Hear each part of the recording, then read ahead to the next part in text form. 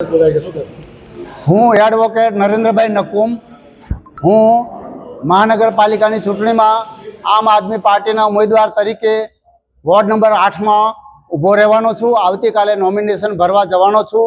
11:30 વાગે મારા નોમિનેશન ભરવાનું છે આવતીકાલે। અને ખાસ કરીને હું જાહેર જીવનમાં તો ઘણા વખતથી છું, પરંતુ રાજકીય ક્ષેત્રે મેં હમણાં કોઈ ચૂંટણી લડેલી નથી।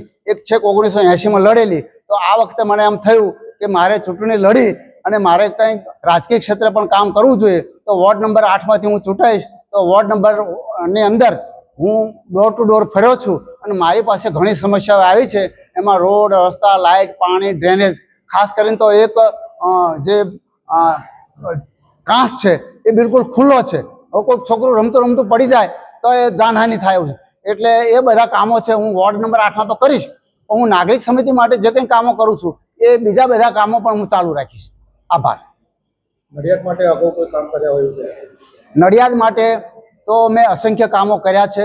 એને ગણાવવા જઈએ તો ઘણી બધી વાર લાગે, પણ મુખ્ય કામો કહીએ તો તલાટી બાગ, જે તલાટી બાગ આ લોકો લારી ગલ્લાને હવાલે કરવા માગતા હતા, અમે કોર્ટમાં ગયા, અહીંયા જીતી ગયા। પછી નગરપાલિકા આગળ કોર્ટમાં ગઈ, ત્યાં અમે જીતી ગયા, છતાં એ લોકો તલાટી બાગ બનાવતા નહોતા અને દિવાલ બનાવી। અમે કહ્યું ભાઈ કન્ટેમ કરીશું, પ્રમોદભાઈ ભટ્ટને શાબાશી આપવી જોઈએ, એમણે કહ્યું અમે કન્ટેમ કરીશું।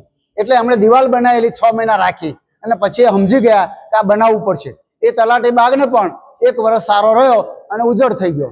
હવે અત્યારે કંઈક બહુ મોટી રકમ ફાળવી છે। તો તલાટી બાગ છે, બીજા બધા ઘણા બધા કામો છે, ટાંકીઓ લાવવામાં હોય કે રોડ, રસ્તા, લાઇટ, પાણીના હોય, ઘણી બધી રજૂઆતો હોય, ડૉક્ટર આંબેડકર હોલ હોય, વોકવે હોય, તો આ બધા કામોમાં હું કરી શક્યો છું। એમ એટલા માટે કહું છું કે મેં બધા જ કલેક્ટરો સાહેબો સાથે સંપર્ક સંબંધ રાખી અને મેં એમના કામ કરાયા છે। છેલ્લે સિટી બસ છે એ પણ કલેક્ટર સાહેબ સાથે સંપર્ક કરી અને એમણે સરકારમાં મોકલ્યું અને 32 CNG બસો મંજૂર થઈને આવી છે।